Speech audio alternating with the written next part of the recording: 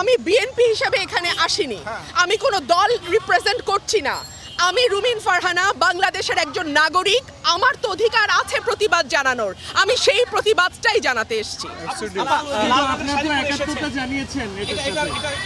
লাল রক্তের রং, লাল প্রতিবাদের রং, লাল আন্দোলনের রং, লাল বিক্ষোভের রং, এবং আমার সন্তানের রক্ত ঝরেছে, আমার সন্তানরা রক্তাক্ত হয়েছে, তাদের সাথে সংহতি জানিয়ে আমি লাল পড়েছি। সরকার বলছে তাদের কোটা আন্দোলন দাবি মেনে নেওয়া হয়েছে, তারপরও তারা কেন আন্দোলনে?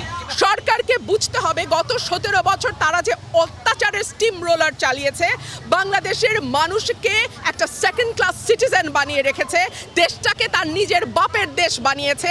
আর আমরা যেন সকলেই এখানে অনুপ্রবেশকারী, আমরা যেন সকলেই এখানে রোহিঙ্গা, আমরা যেন সকলেই এখানে সেকেন্ড ক্লাস সিটিজেন, এমন একটা আচরণ সরকার বাংলাদেশের মানুষের সঙ্গে করেছে, তার জবাব দিতে এসেছি। সরকার বলছে যে এই ছাত্রদের কাঁধে ভর করে কেউ কারো কাঁধে, বাংলাদেশের মানুষ আজকে একদিকে, কোন দল, কোন গোষ্ঠী, কোন ব্যক্তি না। আমি বারবার বলছি বাংলাদেশের 17 কোটি মানুষ আজকে একদিকে।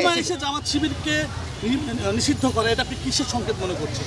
এটা রাজনৈতিক একটা কৌশল, এবং এই কৌশলটা আওয়ামী লীগ সবসময় খেলছে, কোনো না কোনো রাজনীতি করছে। এত বছর ধরে তারা জামাতকে নিষিদ্ধ করেনি, এই প্রশ্ন তো সুশীল সমাজ তুলেছে যে কেন করা হচ্ছে না। তখন তারা বলেছে এটা আদালতের বিষয়। আদালতের বিষয় যদি হয় তাহলে এই কোটা সংস্কার আন্দোলনের মধ্যে আদালত তো কিছু বলেনি, কেন নির্বাহী আদেশে তারা নিষিদ্ধ করলো? এক। দুই হচ্ছে বাংলাদেশের মানুষ কোন রাজনীতি নেবে, কোন রাজনীতি নেবে না, এই অধিকার কেবলমাত্র বাংলাদেশের 17 কোটি মানুষের। এটা সরকার ঠিক করে দিতে পারে না। বিএনপি নেতাদের এই যে ধরপাকড় হচ্ছে, বিএনপি নেতাদের যে ধরপাকড় হচ্ছে, এটা কি বলতে চান? এটা শেষ। নেতাদের যে ধরপাকড় হচ্ছে, তারা বলছে কাকে ধরপাকড় হচ্ছে না?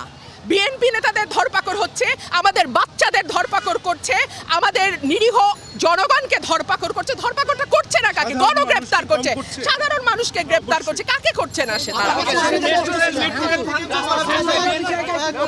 আন্দোলনের মাধ্যমে আপনারা রাস্তা সাংঘাতিকদের উপর ভর করে আপনি কি বলবেন?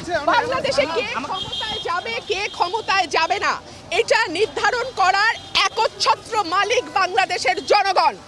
এই মালিকানা জনগণের কাছ থেকে কেড়ে নেওয়া হয়েছে বলেই আজকে মানুষ এতটা বিক্ষুব্ধ। কিন্তু